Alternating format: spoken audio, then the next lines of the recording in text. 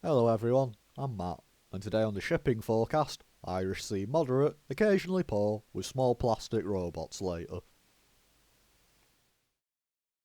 Today's kit in the spotlight is the 1/144th scale high-grade Atlas Gundam by Bandai. This kit is taken from the manga Mobile Suit Gundam Thunderbolt, and it possesses a unique design that's lankier than the average Gundam. It's also equipped with a pair of giant sub-legs for transformation to different forms. As well as the sub-legs, the Gundam is absolutely armed to the teeth, with a pair of submachine guns, beam sabers, a shield that's lined with blades, and a giant yellow railgun that may just be the best weapon I've ever seen on a mobile suit. Whilst I absolutely adore the design of the Atlas Gundam, I was somewhat reluctant to pick this kit up. I've previously picked up the FA-78 Gundam and Psycho Zaku from the manga in high grade form, and I found both of them rather disappointing. They're very heavy on stickers, the builds themselves feel laboured and unsatisfying, and in the case of the Gundam, contain a comically dodgy set of polycaps that make snapping the kit together absolute hell. I still haven't finished the Gundam's equipment or stickered the Zaku several months later. Fortunately, the Atlas Gundam immediately made the right impression by having no polycaps whatsoever. It's a lot more common in kits these days, but I genuinely thought this would build in a similar vein to the other Thunderbolt high grades, even with its unique design. Unfortunately, it then immediately made the wrong impression because good grief, that's a lot of yellow stickers. Being a high grade of a deceptively complex mobile suit, the Atlas doesn't quite get the layers of plastic and colour separation afforded to kits like real grades, and so most of the yellow plastic in here is larger pieces, in particular elements of the sub-legs. With that said, the layering upper pieces in this kit is pretty excellent regardless, and I must admit that making areas like the globe joints from 2 layers of plastic would be quite a task at this price point. For this overview, I'm going to change it up from my usual videos, and begin with the painting that I did on the suit, as it was probably the biggest aspect of the build. As I'll discuss later on, snapping the kit together is incredibly straightforward, and you can probably put the whole kit together in an afternoon. I started the build by painting all the missing yellow on the suit, which is mostly concentrated in the torso and limbs. The areas in question are very small and very thin, so a finer marker or paintbrush is highly recommended, if not essential. With that said, I've had mixed results painting Citadel over unprimed plastic, and the British weather system continued to make priming unviable, so I decided to make the most of my yellow Gundam marker and just clean up any overspill. Doing this is definitely not efficient, and I found myself making plenty of corrections. For removing finer mistakes, I ended up using a small flathead screwdriver. It's tough enough to remove dried paint, but it's far less likely to scratch or gouge the plastic underneath, particularly when compared to my craft knife. Whilst painting the yellow, I found the globe joints rather tough to get looking right, mainly because I didn't look at the painted photos in the instructions properly and coated the whole things. In the case of the legs, this wasn't much of an issue, but it did cause a friction issue with the arms, as articulating them would scratch the paint away. Fortunately, removing this was pretty simple. The final results aren't the cleanest, but I think compared to the stickers it is a better outcome. As mentioned, I did go a little overboard in the lower limb globe joints, but as it didn't affect the articulation and I liked the look, I decided to leave them as is. The next painting I did was the grey on the suit and weapons, including the rifle and railgun. This was a lot simpler to clean up, but I did find the grey Gundam marker was a little inconsistent and patchy in tone when applied. To avoid this, I recommend shaking the marker a lot before use, but do take extreme caution not to spill ink everywhere when you do open it. As usual, the markers work best on smaller, thin surfaces, so a lot of areas on this mobile suit weren't a problem for it. Another common tactic I employed with this kit was applying silver Gundam marker into the inner vents of the suit, and also now the blades of the shield, to create some more visual interest and imply a use of different materials, like real grade stickers. The final Poor type Gundam marker I used on the kit was GM45. This is a very dark, almost solid black colour, but it does have a faint hint of blue that to my eyes looked very close to some of the plastic on this kit, although not a perfect match. I only used the marker on the sub-legs, applying it to these raised areas on the main legs, and then on the globe joints that attach it to the arms. Compared to the grey marker, I find this one has a far more consistent tone when applied, with less patchy or streaky areas. With all the Gundam marker applied, I then had an issue with the arms that connect the sub-legs to the suit. In the manga and promotional photos, they're white in colour, but they come moulded in the same blue-black as the suit's torso. Given there was a fair bit of white plastic already in the box, I'm slightly confused why they didn't just put the arms on those runners, but I imagine there's a somewhat good reason I'm either too tired or too daft to work out. In the name of accuracy, I decided I was going to paint the arms, even with my local area being besieged by wind, rain and even snow.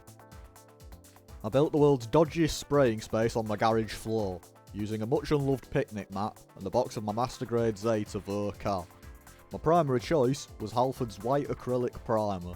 Whilst not intended for model kits or miniatures, I've always found Halford's own brand spray cans to provide an excellent and durable coverage, and I'd recommend them if you're after something easily available and reasonably cheap in the UK. I sprayed each arm a good few times, taking care not to drown them in primer. I was going to be brushing a full coat of white over the pieces anyway, and this worked in my favour, as partway through the third coat of each arm, my can ran out of primer. At least I have a rather unorthodox addition to my Christmas list now. To finish the pieces, I used Vallejo Model Colour White, always my go-to for its pure white finish and relatively smooth application. Overall, the painting on this kit was definitely challenging, and although the final results are far from my best work, I'm definitely glad I still gave it a go. Even with plastic alone, I'd argue the kit achieves a rather multi-layered appearance, but the extra detail and highlights gained from painting small areas like the globe joints and subarms really elevate the kit. Once I'm restocked on primer and the weather improves, however, I'll definitely be going back to them subarms. In my haste to get them primed, I didn't think about gluing the pieces together, and as a consequence they have some rather severe seam lines, not to mention some tolerance issues that push the pieces apart when moved. Likewise, the Gundam marker on the rifles doesn't look fantastic, so I'll repaint them with some proper acrylic in the new year. I will also mention the real grade style decals included briefly. As usual, I found these relatively easy to apply, and while the borders are a little noticeable, especially on the darker segments of the armour, they do add a fair bit to the final build. I'm also a big fan of the unique designs included, such as specific warnings for weaponry and Fleming's coat of arms. The build of the kit felt very simple, and if it weren't for the painting I did, I figure you'd get the suit built in an evening sitting. I was really impressed with the head, as it contains some nice colour separated yellow vents, and a recessed area for the eye sticker that makes placing it correctly much easier than usual. On most model kits I build, I usually prefer the shoulder sockets to articulate in and out rather than up and down, for a better inwards arm movement. But given the shoulder armour restricts posing the arms a bit on this kit, I think the right choice was made design wise. The waist has a rather unusual element in the form of this one-sided hip joint connection. When building, I thought it may be a little weak, but it holds up fine, and it does provide a slight dropping mechanism for the hips. As is custom on high grades, the front skirts are moulded as one piece, so snipping them in half is recommended. Once built, all the skirting feels well secured, and you shouldn't have much trouble with anything falling off. The globe joints that form part of all four limbs on the kit look very similar between arms and legs, but differ in size and movement. They're all fortunately quite strong, and they should hold most poses well. The lower arms and legs are also well designed, with some nice layering of different plastics. It would have been pretty easy for Bandai to just make the thinner yellow areas stickers, as with the torso, but I'm glad they didn't. Although it does in turn make me wish that some more of the yellow on the torso could have been plastic rather than just stickers. Speaking of separation, there are hidden beam sabers stored in the shoulders, much like on the high new Gundam. I think it would have been better had these tabbed into the upper section rather than the lower, as it would make that classic grabbing beam saber pose a little easier to do. They do stay in place pretty secure however, so they shouldn't be too much of a loss risk. The feet, whilst nicely engineered and possessing an exceptional amount of ankle pivot, do have a bit of an issue with stability. If bent too far, the toe pieces will pop out, and I found this happened with little to no effort. On top of that, I thought the exposed pegs either side of the toes looked a little unfinished, like something should have been covering them. As such, having already done a fair chunk of extra work painting the kit, I did a tiny bit of scratch building to reinforce the pieces and make them look a little nicer. To cover the white pegs, I snipped up some excess plastic from the runner. To get a cleaner result, I used the number tags that denote each part. I snipped them away, and then sanded them down to remove the numbers. Although this side would be facing downwards anyway, I needed to remove the numbers to ensure a clean fit that would sit as close to the feet as possible. I tested the location and fit with blue tack, and once I knew how they would slot into place, I applied a very fine amount of plastic cement to the back of the piece, before permanently affixing it to the feet. Afterwards, I snipped away the excess plastic sticking outwards, and sanded it down to the same width as the feet. I was really happy with the final results. I haven't had much practice with scratch building of any kind, and whilst this wasn't an intensive or particularly difficult modification to do, I am thrilled with the subtle but noticeable impact on the kit's stability and looks. The sub-legs both build up really quick, but there's a huge payoff, with lots of effective sandwiching of large parts and articulation that does work well, even if it takes a little getting used to. As mentioned earlier, I meant to seal up the arms that connect the sub-legs to the mobile suit, partially for a superior finish, but also as I find manipulating the arms can cause some pieces to separate. They're easily pushed back together, but it can make posing the arms slightly more tense, so if you do paint them, don't do what I did and forget to seal them up. Detail-wise, the weapons are excellent, even if they require a little bit of painting for more enjoyable results. The giant railgun is spot on, easy to build and detail up, it locks into the arm for further support, and the relatively hollow nature of the business end means the Gundam will hold it aloft with no issues. Likewise, the blade shield is constructed from relatively few pieces, but looks spot on to the source material and is relatively adaptable, with 2 different connection methods and a part to play in the transformation. I do wish the rifles were able to store somewhere on the mobile suit, as I can't imagine I'll be displaying it with both, but I appreciate that storing them in the sub-legs, as in the manga, would be a bit of a tall order with how they build. The beam saber handles are nicely moulded, if a little small, but the beams themselves are a bit odd. Not only did they come heavily warped in the box, they're also absolutely huge compared to the mobile suit, and I thought they looked a bit much. Fortunately, I have a bag chock full of assorted beams, so I got some less distractingly long ones for a more sensible look. With everything put together and detailed up, this is usually where I'd be wrapping the video up with my final thoughts. But then I woke up last weekend to find the sun was actually out and there wasn't a cloud in the sky, so I figured it was worth top coating the Atlas, particularly with how much paint was on it. My spray can of choice nowadays is Montana Gold Matte Varnish. In the past I've used Citadel's Muna Torrent Varnish to nice effect too, but that stuff seems missing in action at the time of this video. Montana I find is easy to apply, comes in a generously large can, and produces an excellent finish that really captures that sought after painted look that top coats are renowned for. As always when spraying, and especially in cold temperature, I like to pop the can in some warm water for 10 minutes to try and prevent any unwanted frosting effects on the finish. I also usually spray in direct sunlight. Even in sub 10 degrees, this always seems to help the varnish dry evenly and quickly. As you can probably see in these videos, I tend to be rather full on when spraying the model, something which I blame on trying to reach every area of the kit. Whilst I didn't have much issue covering this Gundam, I'd recommend taking other kits apart to ensure maximum coverage. I'll be doing this when I top coat my High Nu for example. I also sprayed 2 to 3 coats of the varnish, waiting 15 to 20 minutes between each coating, but this may vary depending on which varnish you use. Finally, I'd be wary of top coating areas with certain Gundam markers applied.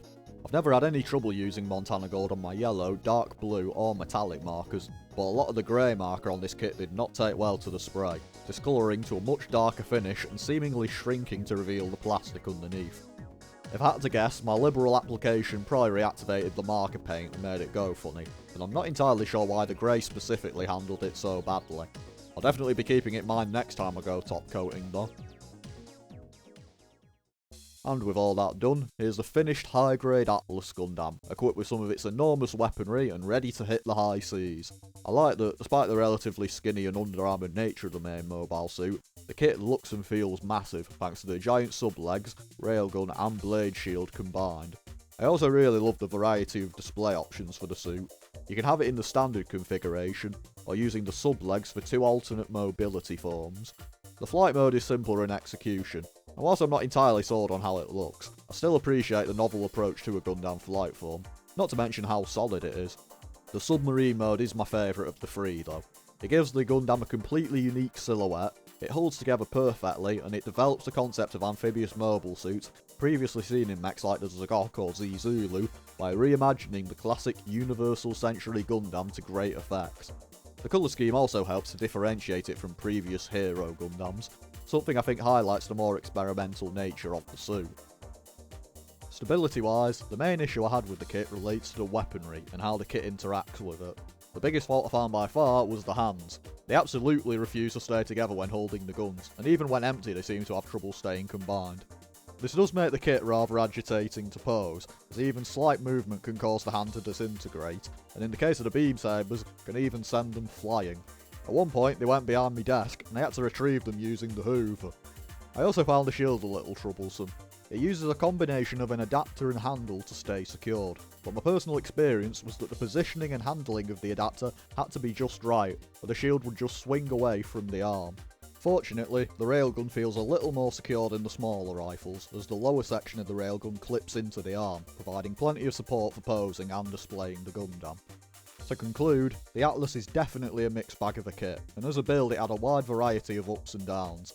In general, it's definitely above average. A quick and straightforward snap build with plenty of good articulation, appealingly designed with lots of unique and exciting weaponry, and a few forms to choose from when displaying, including the second scurriest yellow submarine to ever hit my local area.